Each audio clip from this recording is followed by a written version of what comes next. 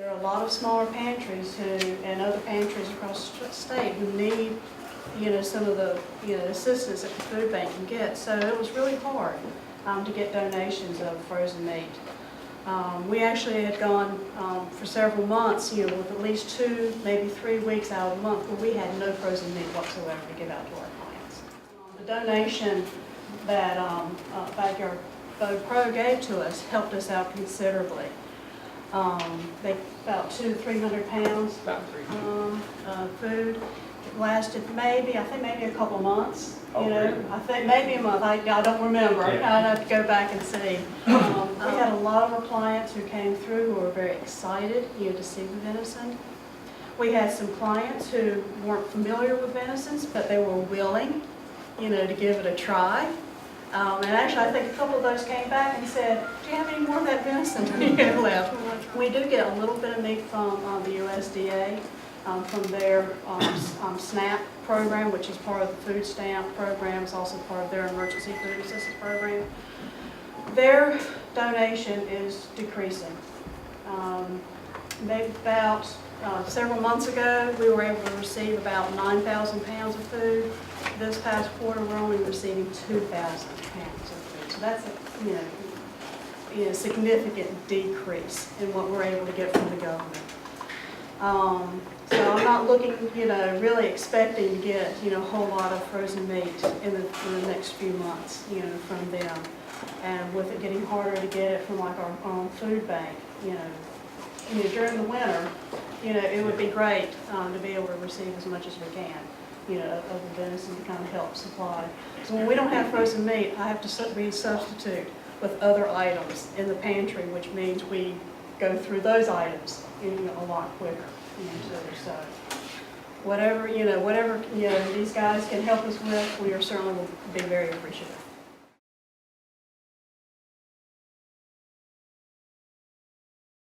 We have a bed and breakfast. We encourage people to go out and walk the 10 miles of trails we have out in the woods. And we encourage our neighbors to ride horses out there, so we'd like to have the woods used. We don't want unpleasant surprises, though. So having somebody out there who's hunting, we've had other people that have gone out doing this type of thing as individuals, hunting for food banks or for our Catholic church down the road.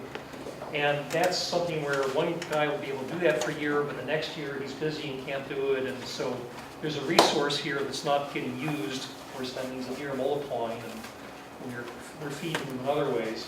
So from my point of view, this is a good contact to do something we had begun doing in a catch-as-catch-can manner. It's a more organized way for it to happen. I'm hoping we put a bit more pressure on the deer and we thin them out a bit. And it ends up there people in need to eat. So as a landowner, I'm really happy having them out there. I mean, there's deer to be harvested. We've got plenty of land. It's done in a rather organized way. It has absolutely no impact on me other than that they call and say, "Hey, we're going to be out this weekend" or whatnot. So from my point of view, it's worked very well. I'd like to see more of it done, and we could probably use more of your guys out on our land, let alone anywhere else. But for other people who have, opportunity to have their land hunted and thin the population out, I think it's quite a fun thing to do it. I mean, these folks have gone overboard on being professional and accountable. So you heard it. I can go on the web if there's a truck on my driveway or in a field somewhere or at a gate. I can look up the number and find out, who's out there.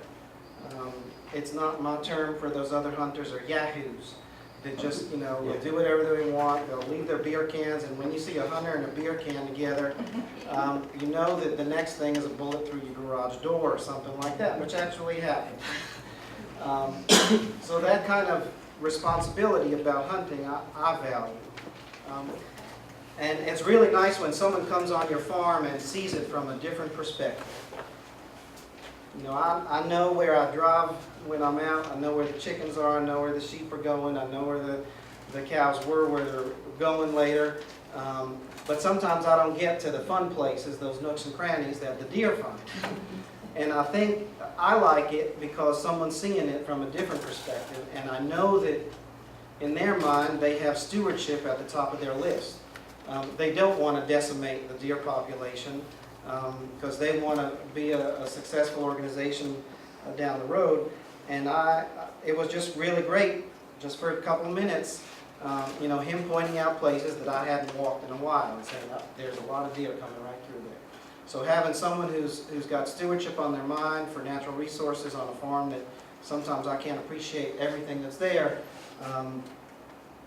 I value. And we're happy to be involved with them for that reason, for the stewardship component, the responsibility, and we've had, as Brent mentioned, you know, every year you get someone else saying, oh, can I hunt your land, can I hunt your land, and that lasts for a year or not. We rely on venison, you know, to fill our freezer also. So I think you're a good group, and I'm so happy that you're here. And again, it's really nice for North Carolina to be leading the nation, not only in sustainable ag, but also in this program.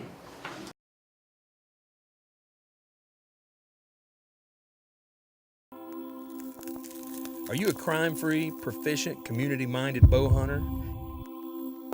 If so, you might consider our Certified Backyard Bow Pro program.